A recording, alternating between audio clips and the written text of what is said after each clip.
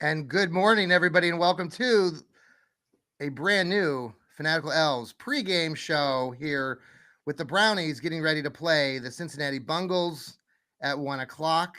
We are the Fanatical Elves Network. That is Steve Gill over there, and I'm John Suchan. It is 9:33 on Sunday morning, 8:33 Steve's time because he's in Nashville, Tennessee. How are you Yeah, this the morning, game Steve? starts an hour earlier down here. I mean, we start at noon.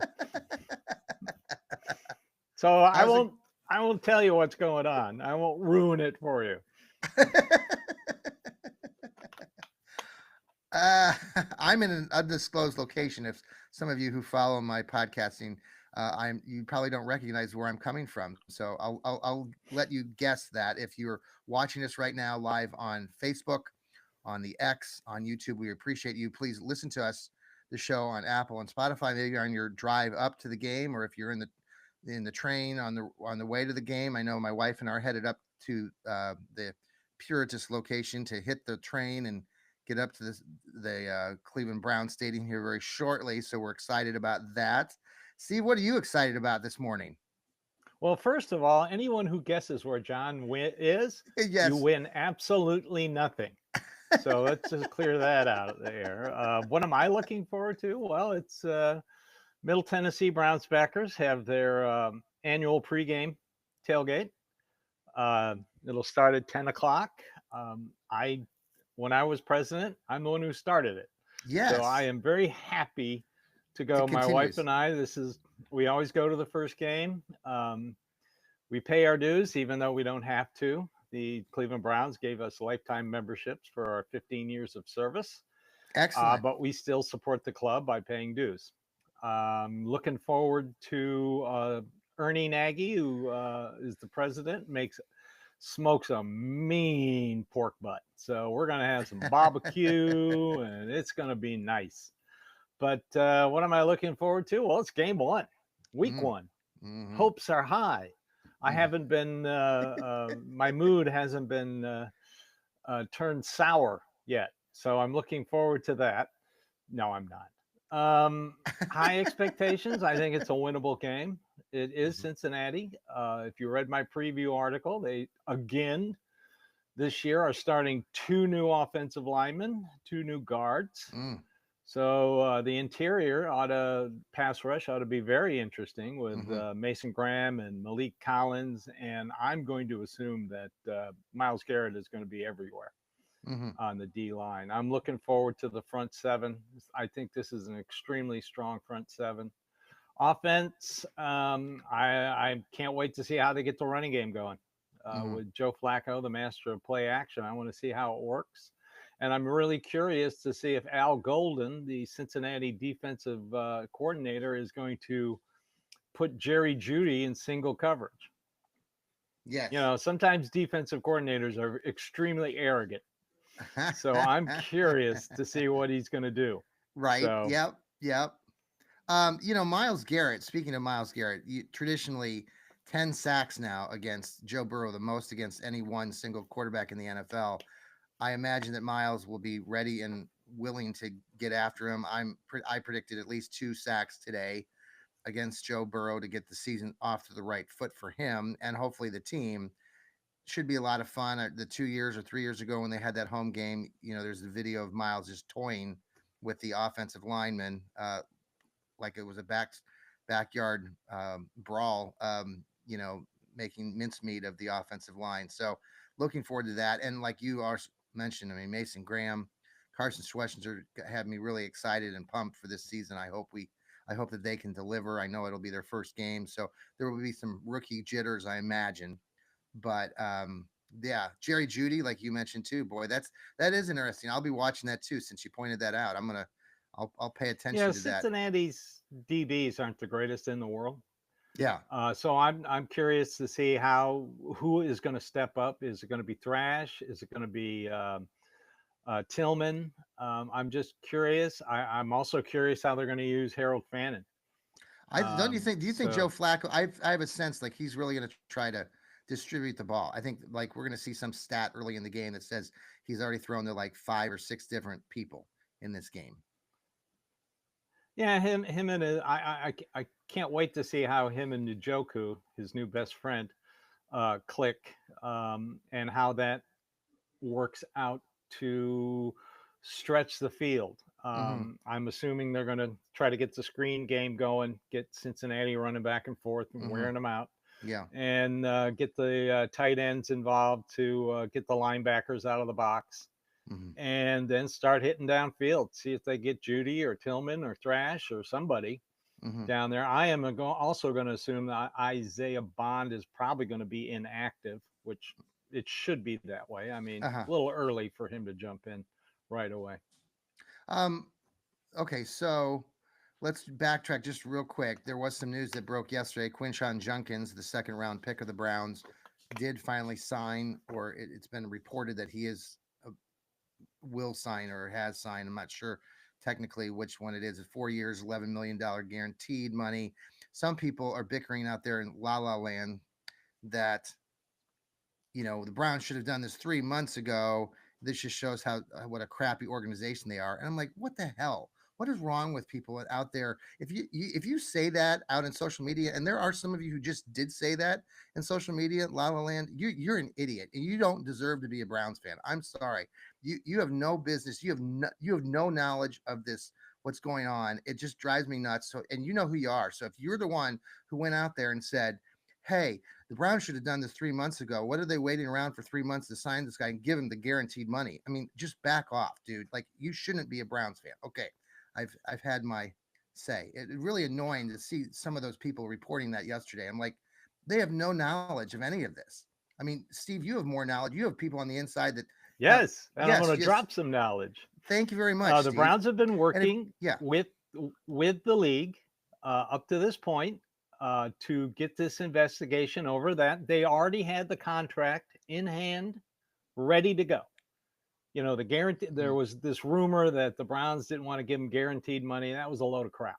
mm-hmm, I don't know who put that out there, but that was a load of crap. The contract was basically done. What mm-hmm, held this up was the Browns trying to get the league to give them, some kind of knowledge as mm-hmm, to what was going to happen to him once the season started. And apparently the Browns were satisfied finally with what the league told them. mm-hmm, So they took the contract they've had ready to go for 3 months, mm-hmm. and he signed it. So, Okay. and plus the league gave him a 2-game exemption, so they don't have to make a roster move for the first 2 games. That's awful nice of them. Yes, it is. So, well, everything's copacetic. Everybody signed. Everything's going great. Just get off the front office, okay? Let me Right. tell you something. I They mean, know yeah. more about how to do this than some guy who's in a fantasy league today. Well, So, and there's a lot of people sorry. out there that a lot of Browns fans follow. And you can go look at their social media posts and everything, and people follow these people and they spew this crap, and it's just annoying as hell. If you're a human being and you follow the Browns, do your own thing, follow your own path, listen to people that you think are smart. Don't follow these people that have bazillion more follows just because they don't always know and they like to spew crap to stir the pot. Lou Yeah. Marconi and I have a show called Stirring the Pot. We'll stir the pot, but we'll do it in a good way. There's a lot of you people out there, and then there's some of you right now who are watching this who follow our network. If you don't like what we're talking about right now, go follow another network. We don't need you. Like, we want you to be solid Browns fans. We love you. We're Browns fans just like you. But if you're spewing crap about this organization constantly, just go somewhere else because Well, it is really bad. they have an agenda, and the agenda either to enhance their social media standing, or they don't like Andrew Berry and they've already made the conclusion that he's terrible at his job, and then they make up some crap to justify their position. Yeah. Sorry, It's bad. it doesn't Well, hey, work. let's pause for a quick commercial break. This is the pregame show. We'll be right back. And thanks for coming back to us here on the Browns Fanatical Elves pregame show as we get ready for the Browns versus the Bengals. I'll try to be nice. Bengals. Bengals, Joe Schmo. So Joe Schmo is going up against Myles Garrett. The Bengals offense is what people talk about. We also talk about the Bengals defense being porous, but the offense is what is the show. And so if the Browns want to be in this, they've got to get a good turnout from their defense. I've said also on our side of the ball, and maybe we can talk a little bit about keys of the game. I think it's vital that this Browns team gets a temporary early lead, like a field goal or a touchdown. If we go down early to them, I fear the worst. Obviously, things it's the first games, but track record, the Browns have struggled to score points. It would be helpful immensely if they could score early. How do you see that? Yeah, last year they had trouble scoring points. 2 years ago, they didn't have trouble scoring points. Mm-hmm. So I know everybody talks about Kevin Stefanski's offense. This is totally different from that. Its basis is the same, but Musgrave and Tommy Rees and Bloomgren, the offensive line coach, have added their impact to it. So it's going to be a different looking offense, similar but different. I'm not really. Let's just see what the offensive line does. It's all going to be when the Browns have the ball. It's going to be the offensive line. If these guys are comfortable playing the wide zone like they did, 2 years ago in previous years, then I think the running game will get going. You get the running game going, and good things happen. On defense, I'm still a little worried about the third corner. As I said in my article, it would not surprise me if Rayshawn Jenkins was that third corner. He's great in coverage. So we'll see what happens. You got to have three. I mean, they got three great wide receivers, and then you had three great tight ends, and then you had Chase Brown, the running back, who's very unheralded. Yeah. This defense will be tested, especially the secondary. But, like I said, the strength of the defense is their front seven. Yeah. It should be a lot of fun down there at the stadium. I'm anxious to see what it all looks like. I know there were pictures and people saying that early in the week that there were lots of seats available, thousands of seats available across the stadium. I don't know how true that is today. I haven't heard if it's officially a sellout. Imagine there will be a lot of Bengals fans that will come up from Cincinnati for this one too. So it'll be a fun atmosphere. Opening week one. Should be a lot of excitement in the air. Now, if you're going up to Cleveland, there are actually showers. It's one of those lake effect sort of things where they're getting little storms and a little overcast right there along the lake. It's crazy, but it's supposed to pan out not be that way. Hopefully during the game, but don't be surprised if there might be a sprinkle or two. I told my wife it might be raining when we get up there, and she's like, "What? I didn't bring the rain gear." And I'm like, because it's sunny everywhere else, but right along the lake, there's just a little band of rain. So, Steve, so your plans this morning? You're headed out to your Browns backers, and then yes, it's the new bar, brand new bar. Went there for the draft. It's called the Green Light, and if you're in Nashville, it's on 12th Avenue South, on a street called South Street. It's right there. So it's very easy to get to for me. My wife and I'll probably be there in about, take us about 15 minutes to cruise down there. So I like bars that are close to my house. That's right. But that's right. Well, everything is. I mean, we live in a part of town where everything's pretty much close. I mean, I can get downtown in 10 minutes. Yeah. So if I didn't have to cross over to another major thoroughfare, it would only take me 10 minutes. So easy access. I can't wait. Like I said, I'm curious to see what kind of crowd shows up at a Browns backer bar. Like you're talking about the attendance at the stadium.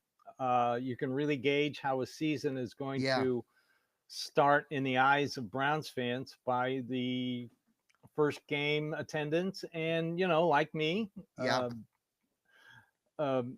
mired in the Brownsbacker tradition. I'll sit there and see how many people come in, and then once the Yep. game starts, I'll do a quick head count for Ernie because I'm very good at doing head counts. I wonder why. Is that because you're an accountant by chance? No.